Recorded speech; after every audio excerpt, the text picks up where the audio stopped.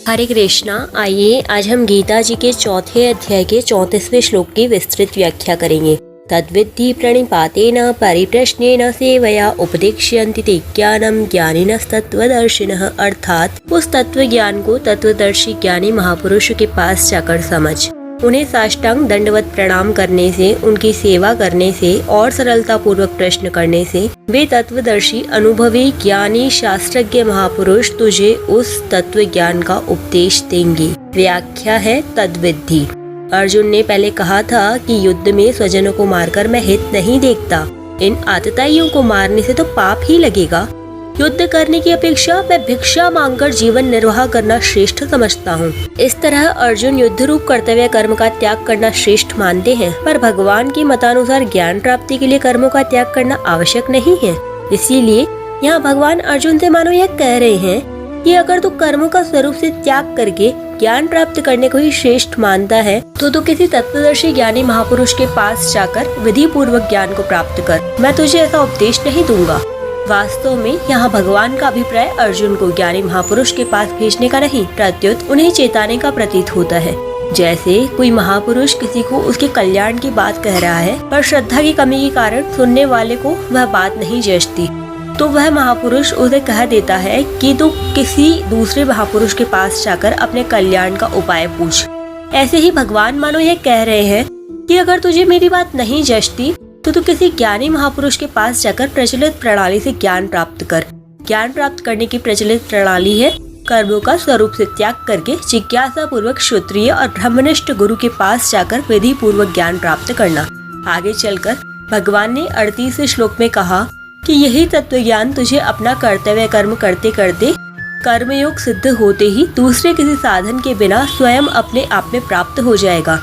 उसके लिए किसी दूसरे के पास जाने की जरूरत नहीं है। प्रणिपातेन, ज्ञान प्राप्ति के लिए गुरु के पास जाकर उन्हें साष्टांग दंडवत प्रणाम करे। तात्पर्य है कि गुरु के पास नीच पुरुष की तरह रहे।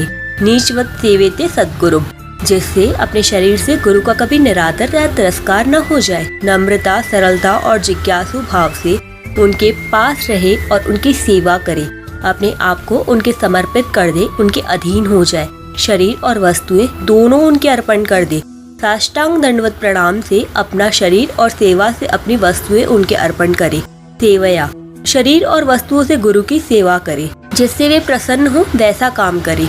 उनकी प्रसन्नता प्राप्त करनी हो तो अपने आप को सर्वथा उनके अधीन कर दे। उनके मन के, संकेत के, आज्ञा के अनुकूल काम करे। यही वास्तविक सेवा है। संत महापुरुषों की सबसे बड़ी सेवा है उनके सिद्धांतों के अनुसार अपना जीवन बनाना। कारण कि उन्हें सिद्धांत जितने प्रिय होते हैं उतना अपना शरीर प्रिय नहीं होता। सिद्धांत की रक्षा के लिए वे अपने शरीर तक का सहर्ष त्याग कर देते हैं। इसलिए सच्चा सेवक उनके सिद्धांतों का दृढ़ता पूर्वक पालन करता है। परिप्रश्नेन, केवल परमात्मा तत्व को जानने के लिए जिज्ञासु भाव से सरलता और विनम्रता पूर्वक गुरु से प्रश्न करे। अपनी विद्वत्ता दिखाने के लिए या उनकी परीक्षा करने के लिए प्रश्न न करे। मैं कौन हूँ, संसार क्या है, बंधन क्या है, मोक्ष क्या है, परमात्मा तत्व का अनुभव कैसे हो सकता है, मेरे साधन में क्या क्या बाधाएं हैं, उन बाधाओं को कैसे दूर किया जाए, तत्व समझ में क्यों नहीं आ रहा, आदि आदि प्रश्न केवल अपने बोध के लिए जैसे जैसे जिज्ञासा हो वैसे वैसे करे। ज्ञानिनः तत्वदर्शिनः, तत्वदर्शिनः पद का तात्पर्य है कि उस महापुरुष को परमात्मा तत्व का अनुभव हो गया हो, और ज्ञानिनः पद का तात्पर्य है कि उन्हें वेदों तथा शास्त्रों का अच्छी तरह ज्ञान हो।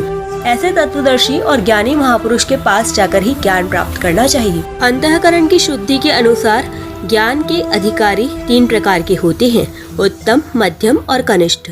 उत्तम अधिकारी को श्रवण मात्र से तत्व ज्ञान हो जाता है। मध्यम अधिकारी को श्रवण, मनन और निधिध्यासन करने से तत्व ज्ञान होता है। कनिष्ठ अधिकारी तत्व को समझने के लिए भिन्न भिन्न प्रकार की शंकाएं किया करता है। उन शंकाओं का समाधान करने के लिए वेदों और शास्त्रों का ठीक ठीक ज्ञान होना आवश्यक है, क्योंकि वहाँ केवल युक्तियों से तत्व को समझाया नहीं जा सकता।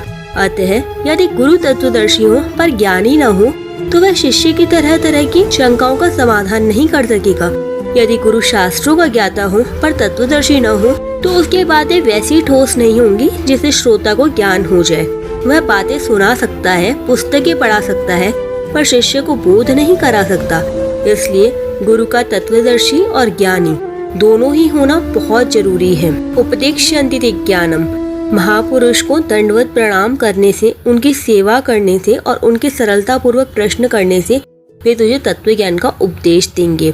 इसका तात्पर्य यह नहीं कि महापुरुष को इन सब की अपेक्षा रहती है। वास्तव में उन्हें प्रणाम, सेवा आदि की किंचन मात्र भी भूख नहीं होती। यह सब कहने का भाव है कि जब साधक इस प्रकार जिज्ञासा करता है और सरलता पूर्वक महापुरुष के पास जाकर रहता है, तब उस महापुरुष के अंतःकरण में उसके प्रति विशेष भाव पैदा होते हैं, जिससे साधक को बहुत लाभ होता है।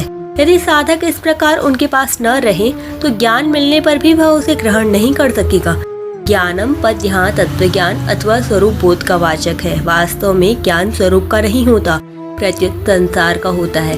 संसार का ज्ञान होते ही संसार से संबंध विच्छेद हो जाता है और स्वतः सिद्ध स्वरूप का अनुभव हो जाता है। उपदेक्ष्यन्ति, उपदेक्ष्यन्ति पद का तात्पर्य है कि महापुरुष ज्ञान का उपदेश तो देते हैं, पर उससे साधक को बोध हो जाए ऐसा निश्चित नहीं है। आगे 39वें श्लोक में भगवान ने कहा है कि श्रद्धावान पुरुष ज्ञान को प्राप्त करता है।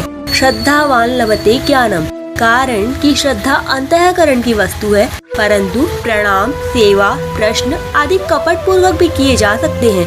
इसीलिए यह महापुरुष के द्वारा केवल ज्ञान का उपदेश देने की ही बात कही गई है और 39वें श्लोक में श्रद्धावान साधक के द्वारा ज्ञान प्राप्त होने की बात कही गई है। तत्व ज्ञान प्राप्त करने की प्रचलित प्रणाली का वर्णन करके अब भगवान आगे के 3 श्लोक 35, 36 और 37 इनमें तत्व ज्ञान का वास्तविक महात्म्य बताएंगे। 35वें श्लोक की व्याख्या हम कल करेंगे। हरे कृष्णा, राधे राधे।